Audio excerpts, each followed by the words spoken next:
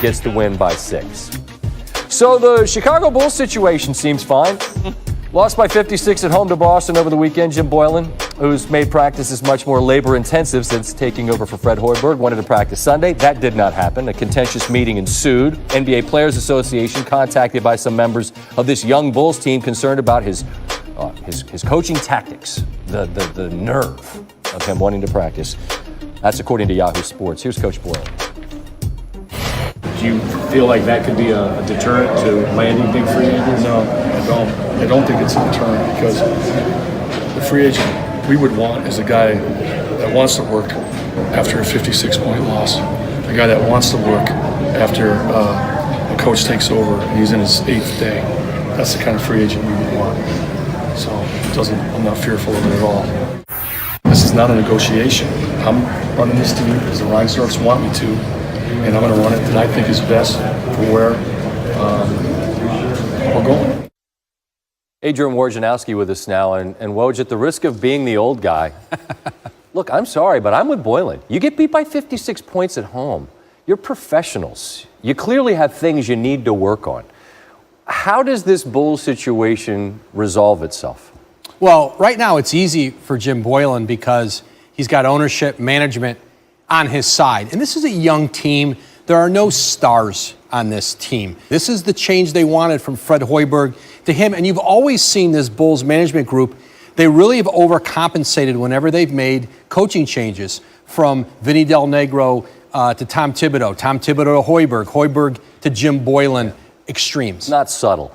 Reaction from around the league, because you know and talk to everybody. What do other players, other GMs say when a young team like the Bulls reacts in a way where they're basically saying, nah, we really don't want to work? I've heard more executives talk about Jim Boylan needing to be cautious. And listen, he's been up, he's a really good coach. And, you know, he was with Greg Popovich in San Antonio and then came as the associate head coach in Chicago. But other executives have said, this can't go on like this, that. But for them, it doesn't fit for their team or their organization. Mm-hmm. But Jim Boylan doesn't work for them. He works for the Bulls. This is what they want from him. And I get it. I mean, I can agree with him. But at the same time, you catch more flies with sugar or honey than you do with vinegar. But when you hear, like, Levine supposedly says you're not Popovich, well, you're not the Spurs, man. Like, we didn't get beat by 56 when I was with the Spurs. So at some point, do you need 2-hour practices in film study? Maybe not. But we're going to practice today because there's stuff you guys can get better at.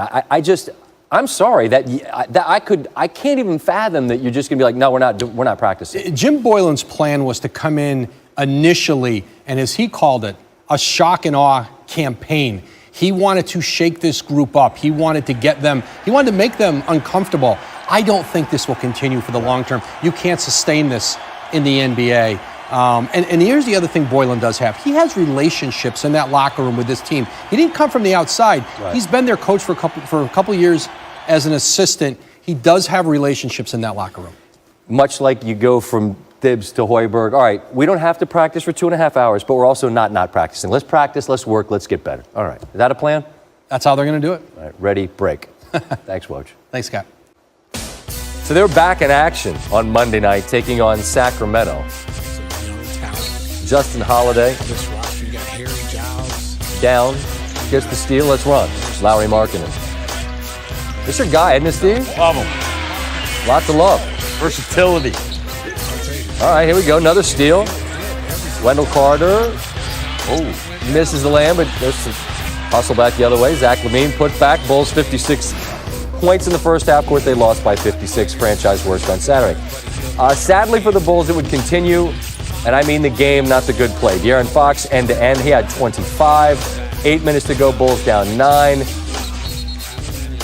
They missed the travel? No, they called it. LaVine, that's one of the season-high 27 turnovers.